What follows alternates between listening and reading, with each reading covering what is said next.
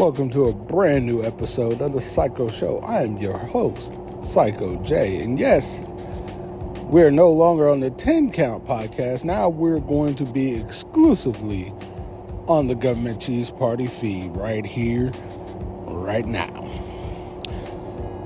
Man, a lot has been going on since I've been away. And there's a lot to tackle. Man, I mean a lot to tackle. So, everyone knows that I am the University of Louisville Cardinal basketball fan. I am a junkie for my Louisville basketball team.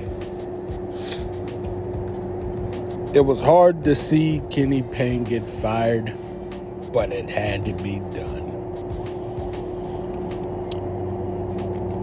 The system was broken. Everything that was built up previously through the Chris Max and through the Rick Pitino just crumbled. And it was hard. It was hard to watch this team just crumble in front of us.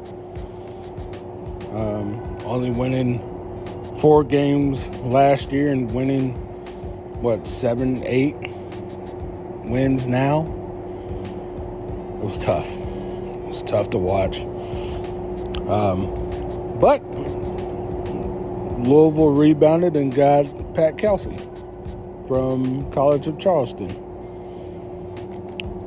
Now, my initial thought of Pat Kelsey was, wow, why Pat Kelsey? Because there were some other reports that were saying Richard Pitino. There were some other reports of other people besides Scott Drew and the other guy that left to go to Michigan.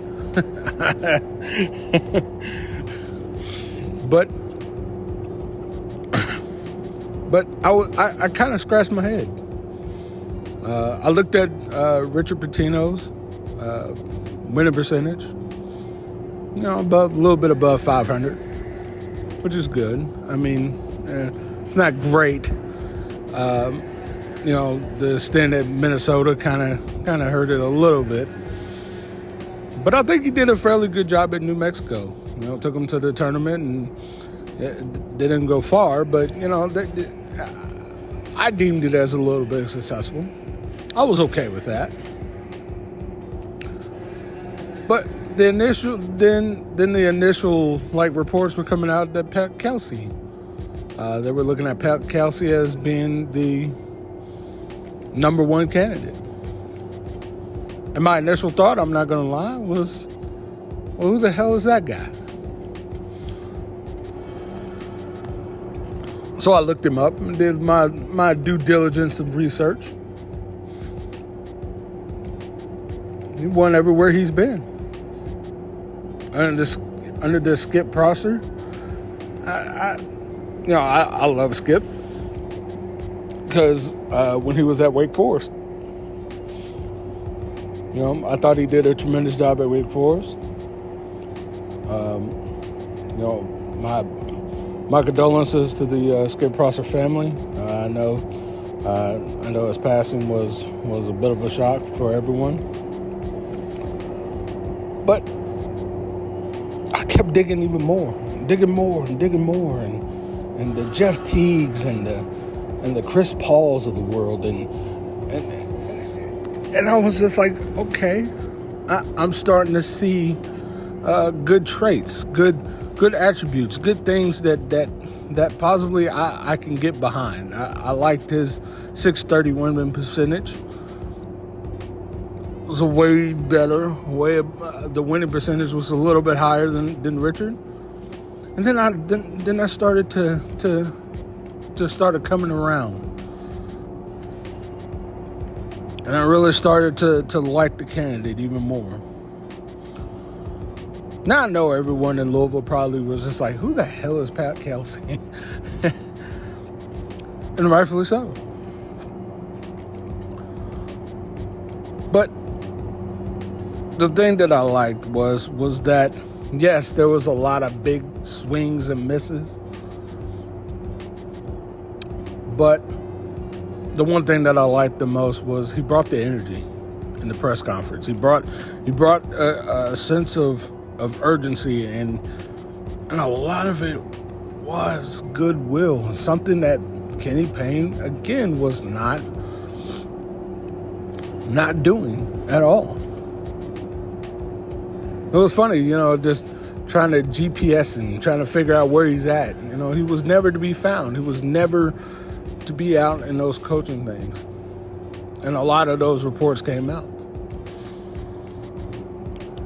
And I kind of feel bad because we're in a weird state with our alums and our current players. I feel like we're not fully all together. I feel like we're not looking for the best interests and the further future of the university. But it's neither here or there. Maybe in years down the road, maybe some things can get patched up. But I really was rooting for Kenny to succeed. It didn't have to need to take 4 years. If it took 2 years, I would have been fine. If I seen a gradual growth in that. But just winning single games on a college level, on a collegiate level, it doesn't really pan well. Even if he was outside of Louisville, he probably would have got fired either the first year or the second year because of just how bad it was.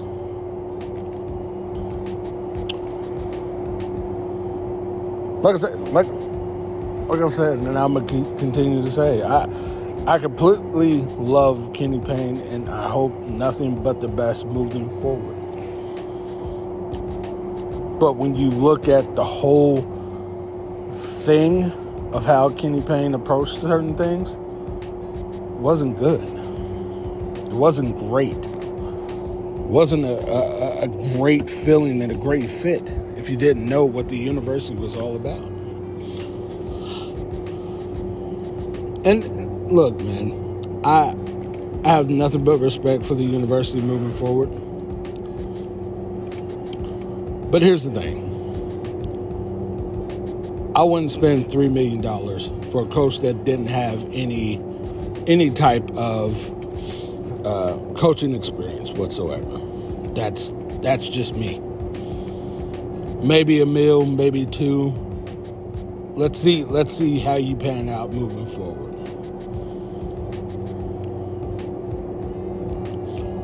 But at the end of the day, I understand. He's an alum. He's one of us. We trust him to move forward with our program. Yeah. So the majority of us did. The first mistake that Kenny made was the staff. It took a long time to get his staff together. And then when he chose the staff, I love Nolan Smith. I would have took him as well. But the other one,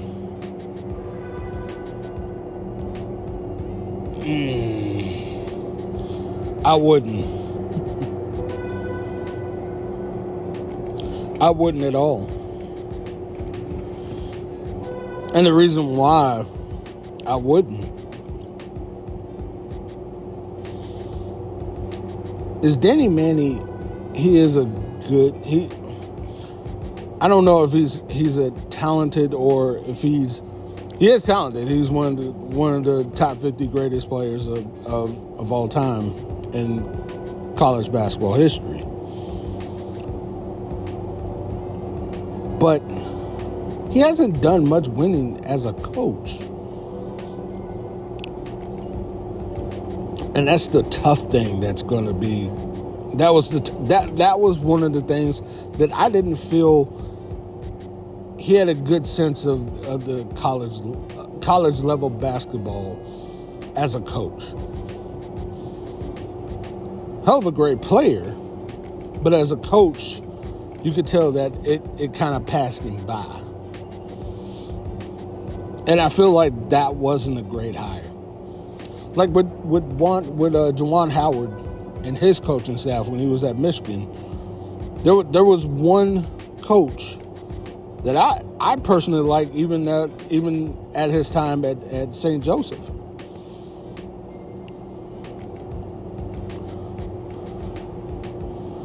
And, again, he could have taken that route. He could have taken that route and moved with it. But he didn't. He chose what he chose. And the results were that for sure.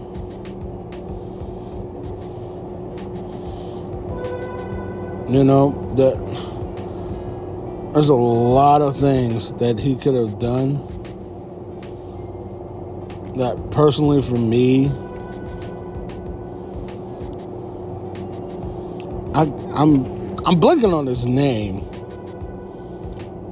I think is it Pat Portella? Or because he was an excellent coach at St. Joe's. Excellent coach.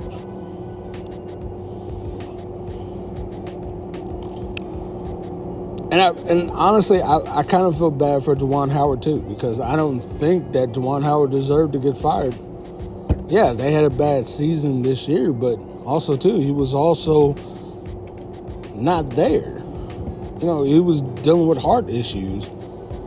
And I don't know if that might have been the reason to let him go, but I don't think he deserved to get let go. Now, yes, it was a turning in a different turn. Yes. I mean, yeah. But I think he did a lot more. I think he did a lot better than what Kenny Payne did, honestly. And I know this episode is pretty much Louisville centric. But again, that's just how bad it was.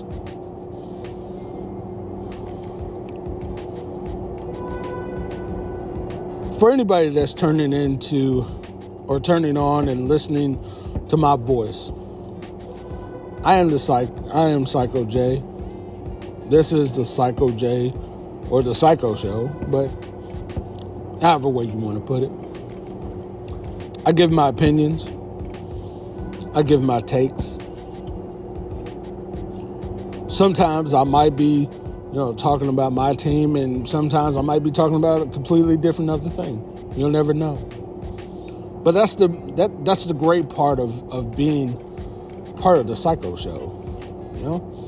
You get the psycho effect. You get the multiple things sometimes. You might get the straightforward, thing at the top of the du jour today. Who knows?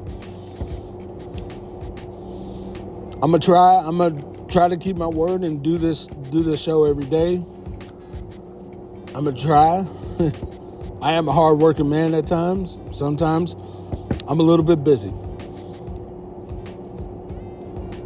Other times I got other stuff that I'm dealing with, and sometimes maybe I can't get to the microphone fast enough.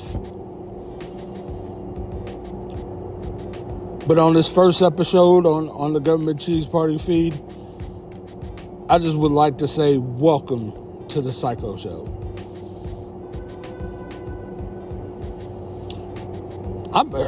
I'm be completely honest. I might be talking about some documentary that I freaking watched and it might go into full rant of that. You never know. You never know what pops out of my mouth on one of these episodes on this microphone, maybe. Right now I'm on remote. Right now I'm a little bit busy, but hey, you know what? I had to get it off my chest.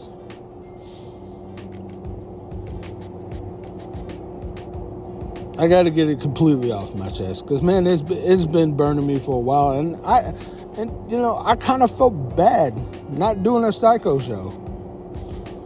I kind of felt bad that I neglected you guys for a little bit, on a little bit of a hiatus.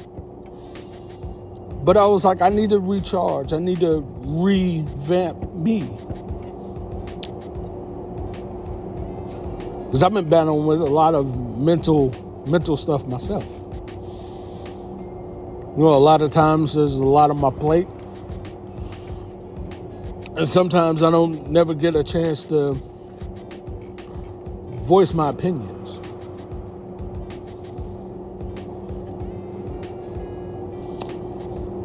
You know, marriage is a hard thing. It is. It's a really tough thing.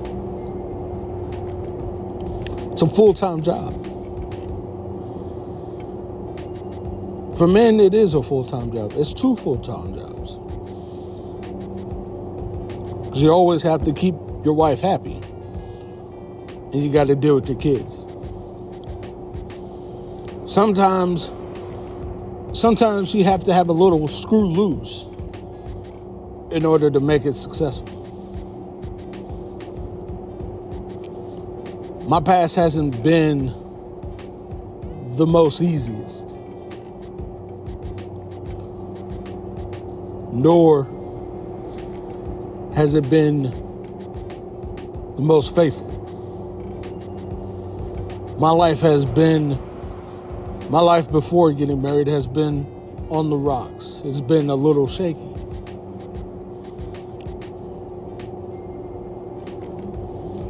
But that's no excuse.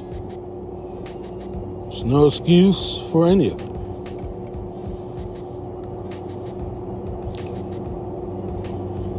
But like I said, it's a full-time job. Now for me, it hasn't been a give and take, it's been a give, then a take. Dealing with a woman that is very controlling and very dominant in her controlling.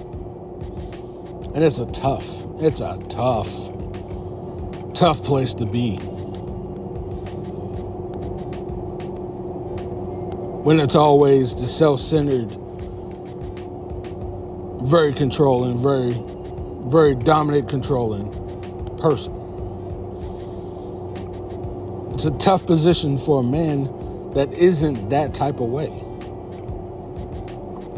I'm a free-flowing guy. Look, man, sometimes I could be strict and straight to the point. Sometimes I might add a little chaos to my day just to spice things up.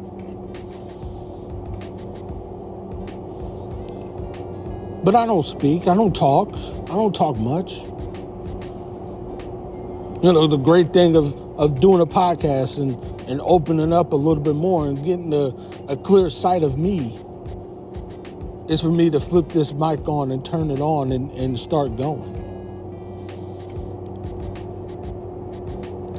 Maybe it's a little bit too much of myself that I'm giving you guys, but hey,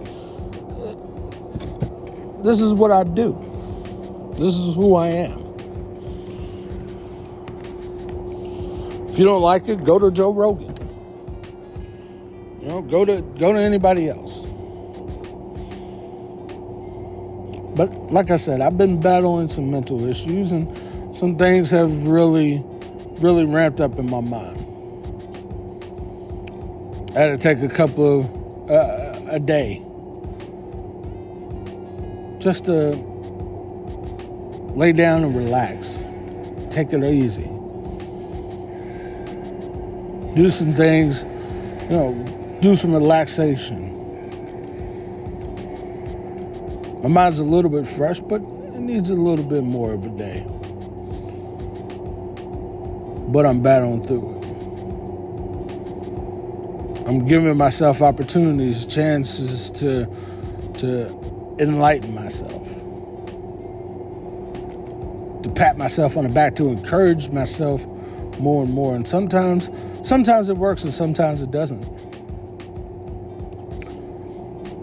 But hey, that's what it is. So for anybody that is within the sound of my voice, that maybe,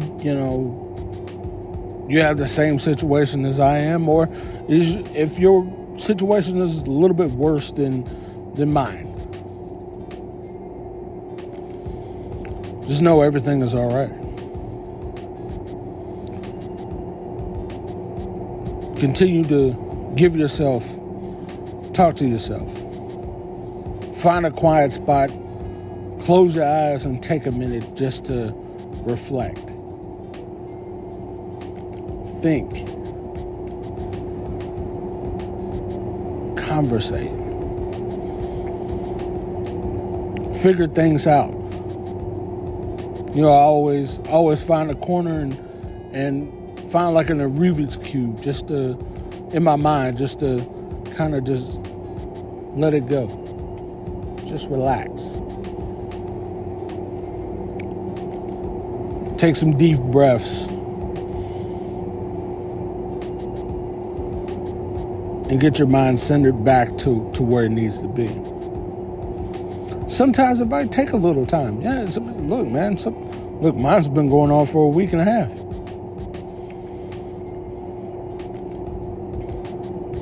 But I'm taking my time in order for myself to put myself back at center.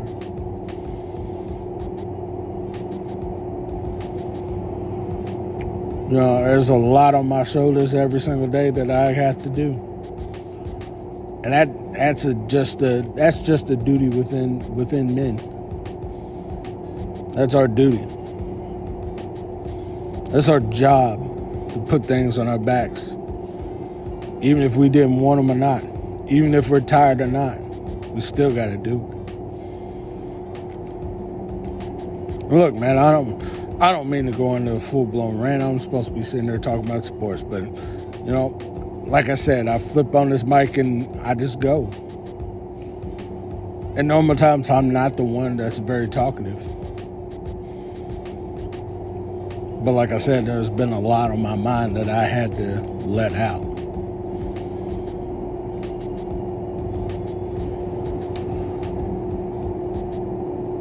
Like I said, and I will always say, welcome to the Psycho Show. There'll be plenty more episodes that I will be doing. Like I said, a lot of them will be sports related, and sometimes it might be sometimes a rant like this, maybe. Or maybe it might be something different. But I want to welcome everyone to my show. Thank you for joining the Psycho Show. I'll be back better than ever on the next episode of the Psycho Show.